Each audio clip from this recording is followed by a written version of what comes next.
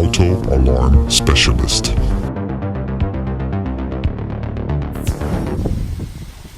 Okay, this is a brand new 2018 Rolls-Royce Ghost. We end up installing the GPS tracking on it. What a beauty in this car. Basically, you know, for rental purposes, for personal use, if you want to track this car wherever it goes, you can set up a speed alert on the app to track it. You hit this little car here in the corner, it's going to start spinning, and it will tell you where the car has been.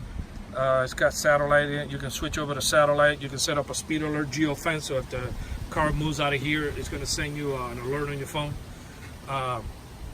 Yeah, this is the personal GPS. It's good for, like, if you have a bunch of the different exotics and you rent them out. It's perfectly for that. You know, we do have commercial GPS that we install on 18-wheelers and things like that, but those are going to be turn by turn. It keeps a log while you're sleeping where the truck has been throughout the United States. I don't think that you can use it for this type of application, but I think it's if you have a few of these cars, you know, that GPS can be a little pricey, plus you have to pay monthly. In this situation, is $99 a year, and you don't have to worry about you know, renewing this until the following year. This is on a Rolls-Royce.